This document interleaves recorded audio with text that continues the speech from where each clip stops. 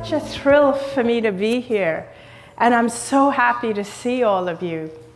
You know, one of the biggest reasons that I'm happy to be here is because I shouldn't be alive today. I should have died on February the 2nd, 2006. That was supposed to be my last day here in this physical life. Because on that day, the doctors had told my husband and my family that I only had a few more hours to live. I was dying from end-stage lymphoma, which is a form of cancer of the lymph nodes. I had struggled with cancer for 4 years up to that point. For 4 years, this disease had devoured my body. It had traveled through my lymphatic system. It started with a lump in my neck, and then it spread throughout my lymphatic system.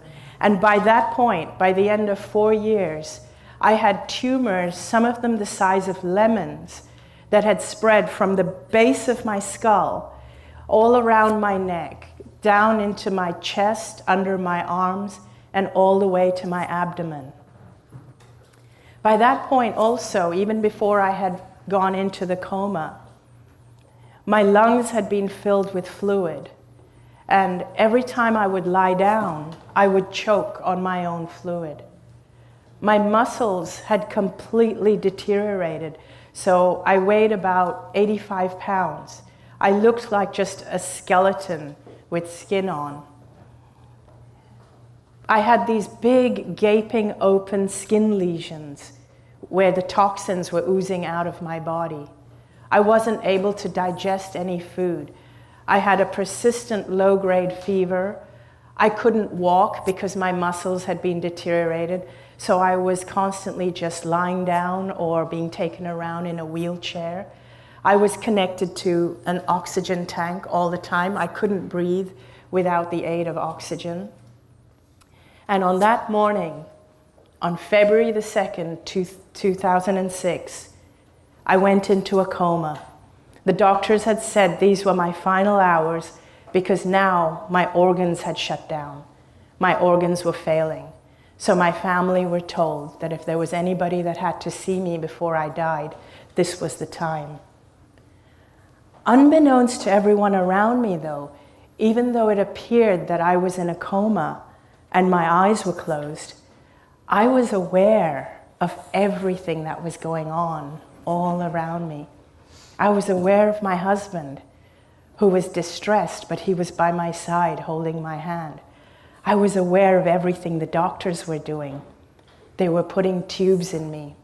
They were removing fluid from my lungs so that I could breathe easier. I was aware of every single thing that was happening. It felt as though I had 360-degree peripheral vision.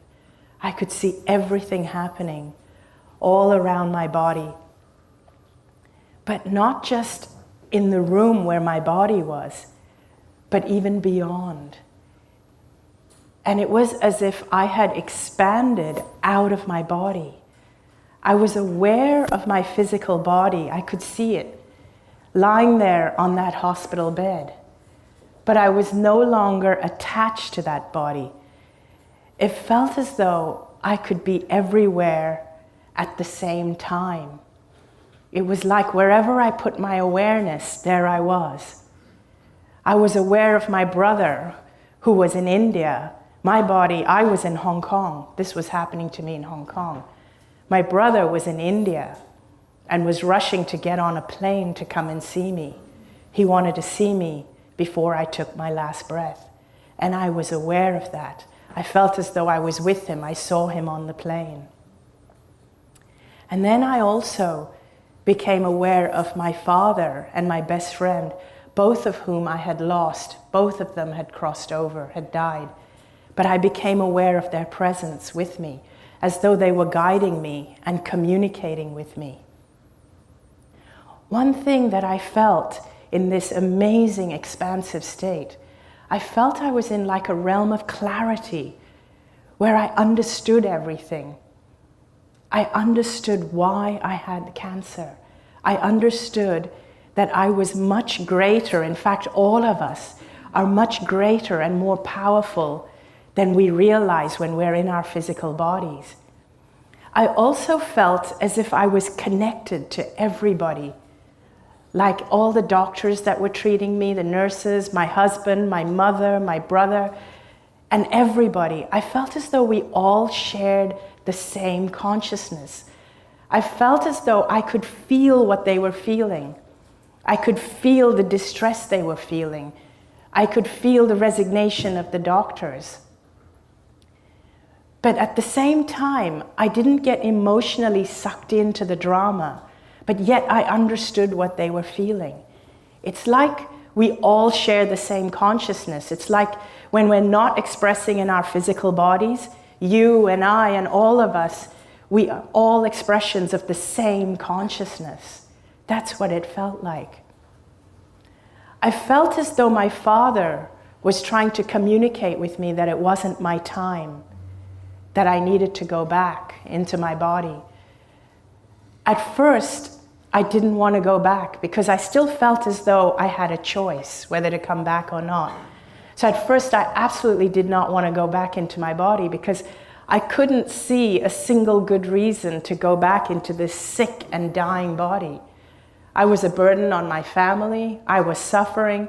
There was no good reason, so I didn't want to go back. But in the next instant, it felt as if I completely understood that now that I knew what I knew, and because I understood what caused the cancer, I knew that if I chose to go back to my body would heal very, very quickly. And so in that moment, I made the decision to go back, and I heard as though my father and my best friend said to me, now that you know the truth of who you really are, go back and live your life fearlessly. And it was in those moments that I woke up from the coma. And my family was so relieved to see me. And the doctors, they couldn't explain it. The doctors were there and they were surprised, but they were being very, very cautious because there was no way of knowing. I was still so weak. There was no way for anyone to know whether I was going to stay out of the coma or heal or go back. But I knew I was going to be fine, and I was telling my whole family, I'm going to be fine. I know I'm going to be fine. It's not my time.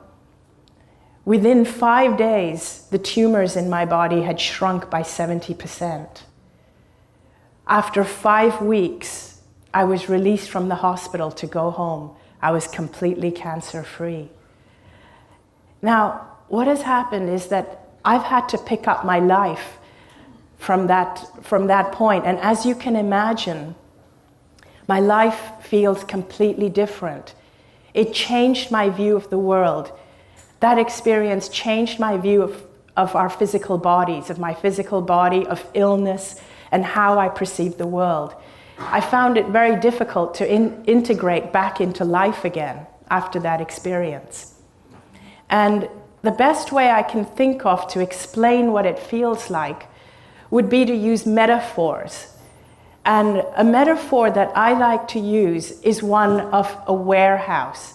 I'd like you to imagine, if you will, that we are in a totally darkened warehouse that's pitch black. Just imagine that right now you're in a warehouse that's completely pitch black and you can't see anything because it's so dark. You can't see anything in front of you anywhere.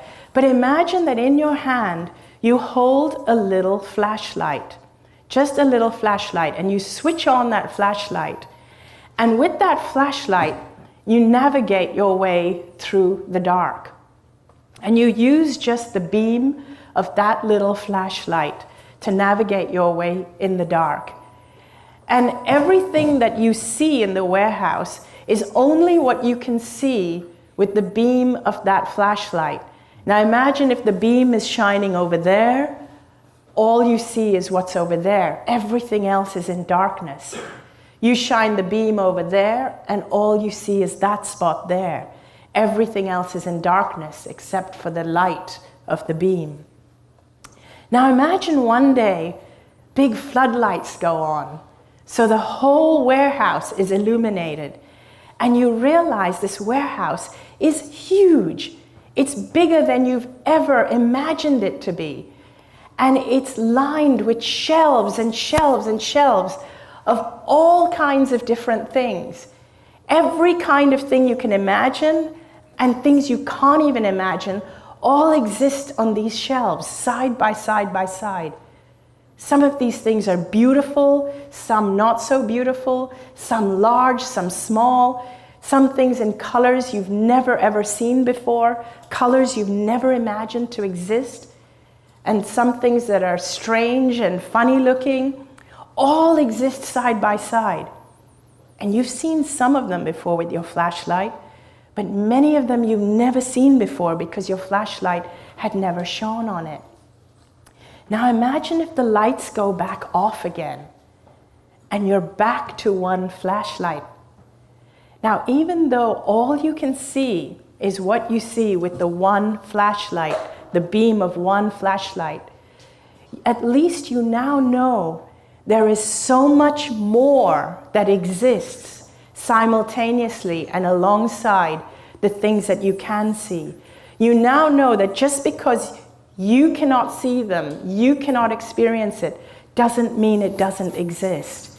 You now know that because you've had that experience. That's what it feels like to me. It feels like so much more exists than what we believe. So much more exists than what we have experienced. It's just beyond our flashlight. And just to help you understand that a little bit better, I'd like to try a little game, a little experiment with you. I want you to look around the room and find everything you can that is shades of red, everything from red to burgundy. Just look around and commit it to your memory. As many as possible, commit it to your memory, because I'm going to ask you to recall it. Okay, close your eyes, face the front. Now, how many things can you recall that are blue in color?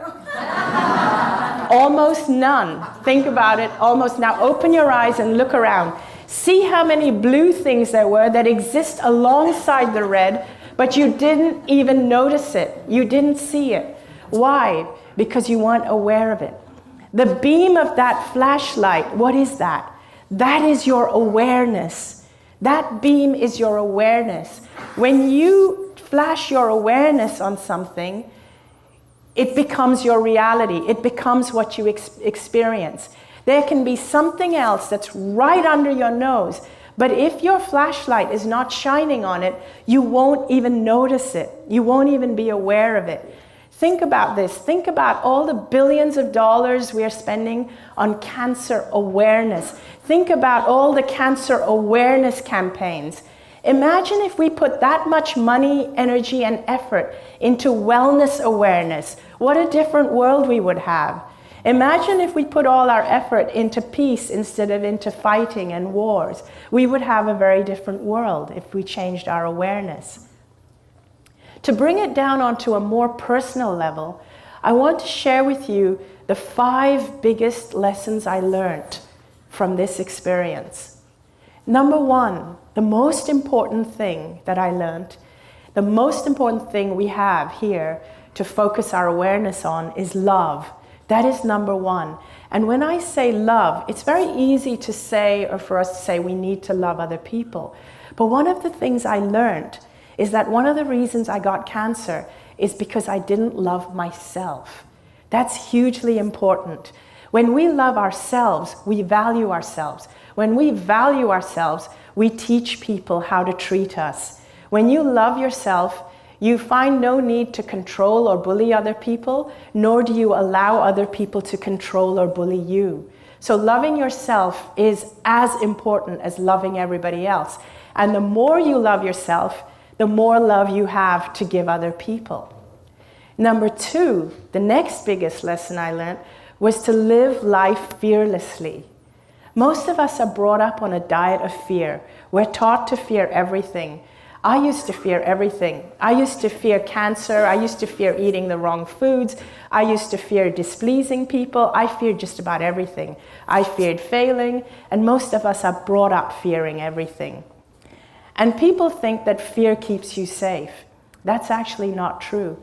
love keeps you safe. When you love yourself and when you love other people, you'll make sure that you keep yourself safe and that you keep other people out of danger's way. Love keeps you much safer than fear does. The third thing I learned that is so important is humor and laughter and joy. We're born knowing this stuff. We're born knowing that it's important to laugh because that's what kids do all the time. We're born knowing love and fearlessness, but it gets conditioned out of us as we grow up. Laughter is so important, and humor and finding your joy in life. It's more important than any other spiritual activity that you can think of. If we had more laughter, in fact, if even our politicians learned to laugh, we'd have a very different world. And if we had more laughter, you would have less people with illness, you'd need less hospitals, and you'd need less prisons as well. The fourth thing I learned is that life is a gift. It really is. Most of us live our lives as though life is a chore, but it shouldn't be that way. And it's unfortunate that only when we lose something that we value do we really realize the true value of it. And it took me losing my life to realize the value of my life. And I don't want other people to make the same mistake, which is why I'm standing here sharing my message. Because I don't want people to realize when it's too late the value of their life. And your life is a gift. Even the challenges that come to you are a gift. When I had cancer, that was the biggest challenge I could ever have. But today when I look back on it, I feel it's the biggest gift I could have had. People think that the cancer, or even I thought the cancer was killing me. But actually, I was killing myself before I got cancer. The cancer saved my life. All your challenges are gifts. In the end, you will in the end, you will always find that your challenges are a gift. And if you're in a challenge and it doesn't feel like a gift yet, it means you haven't got to the end yet. The fifth and final thing, which is so important that I learned, is that the most important thing for you is to always be yourself. Be as you can be. Shine your light as brightly as you can.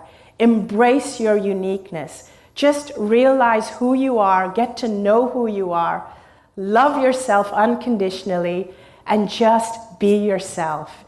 And with those 5 things, I invite you to go and live your life fearlessly. Thank you very much.